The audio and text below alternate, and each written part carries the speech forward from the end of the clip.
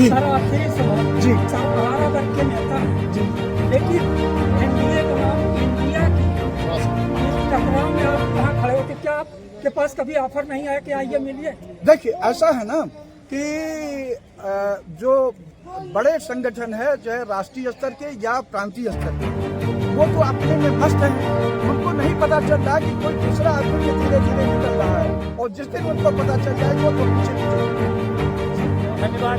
यानी Seelampur SDM code में अगर आप कोई भी चीज़ अप्लाई कराएं, जैसे कि ओबीसी सर्टिफिकेट, वो आपका नहीं बनेगा। अगर आप दलाल को पैसे देंगे बन जाएगा 15 दिन के अंदर। वैसे ऑब्जेक्शन 50 ऑब्जेक्शन लग जाएंगे, आप पूरे नहीं जाएंगे। इतने शानदार करप्शन का श्रेय किसे देंगे?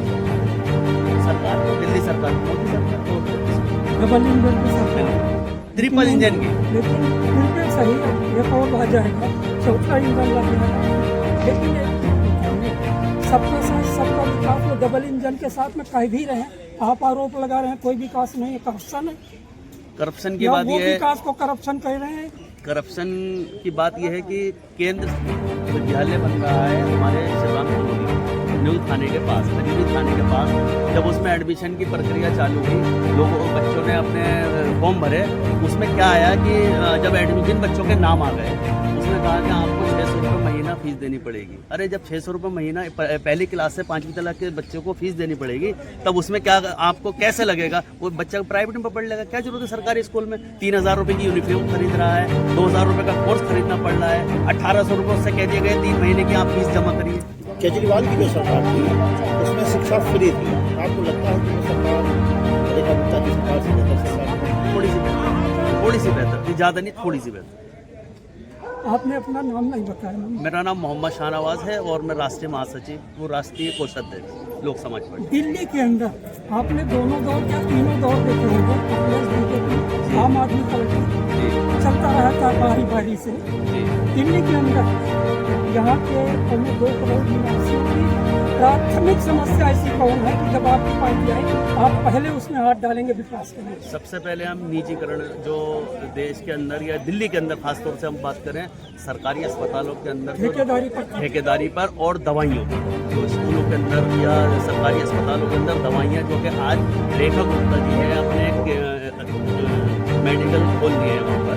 जो आप दवाई लेने जाएंगे आपको सरकारी अस्पताल के अंदर से 3 दवाइयाँ मिलेंगी, 5 दवाइयाँ नहीं मिलेंगी, वो आप बाहर से खरीदेंगे, चाहे आप अंदर से खरीद लें या बाहर से खरीद लें। मोहल्ला क्लिनिक की बात मोहल्ला क्लिनिक की नहीं, अस्पताल के अंदर ही एक मेडिकल स्टोर खोल दिए गए हैं मोदी सरकार के।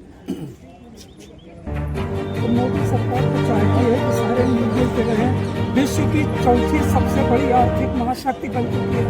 आप लोग कहते हैं करप्शन मोदी को दे रहा है और उसको काट काट के दे रहा है। जिसमें 15 किलो राशन मिलना चाहिए था 3 आदमियों का, उसमें 12 ही किलो राशन मिल रहा है। आधा राशन काट के दे रहा है और पूरा राशन मिल भी नहीं रहा। और महंगाई भी इतनी कर रखी है, जहाँ से 10 रुपये की चीज़ लाते थे वहाँ 20 रुपये की चीज़ हो रही है। इतनी महंगाई हो रही है तो बताओ, नहीं 10-12 हज़ार की तनख्वाह होगी तो उसमें लोग बात खाएंगे कि उसको उसमें क्या उसको जोड़ेंगे? बताओ क्या होएगा?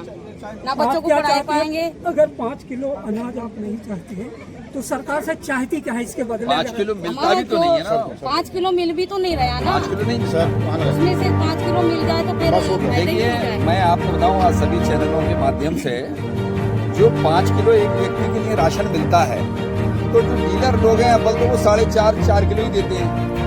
उसमें भी 200-300 ग्राम उसके फटकने में निकल जाता है।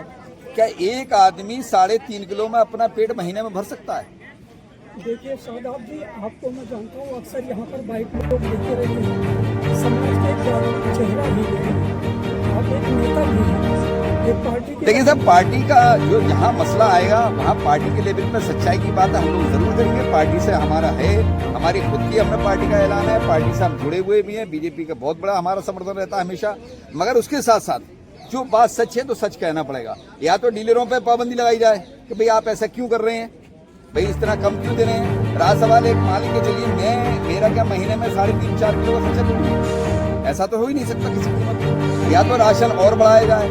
अच्छा, जो लोग जिनके किराए आ रहे हैं 2-3-4 लाख रुपए महीना, वो तक राशन ले रहे हैं, तो ये तो गलत है ना। दूसरों का हक इनका इसका सर्वे करा के उन लोगों के राशन कार्ड कटवा दिए जाएं। चलिए तो चलते इसलिए चलते मेरा ये आखिरी कहना है कि आपके माध्यम से सभी से कि बहुत बेहतर रहता है आपके, हम लोग आपसे जुड़े हुए हैं, जहाँ सच्चाई है वहाँ सच्चाई की आवाज़ हम जरूर उठाएंगे और बोलेंगे। बहुत बहुत धन्यवाद।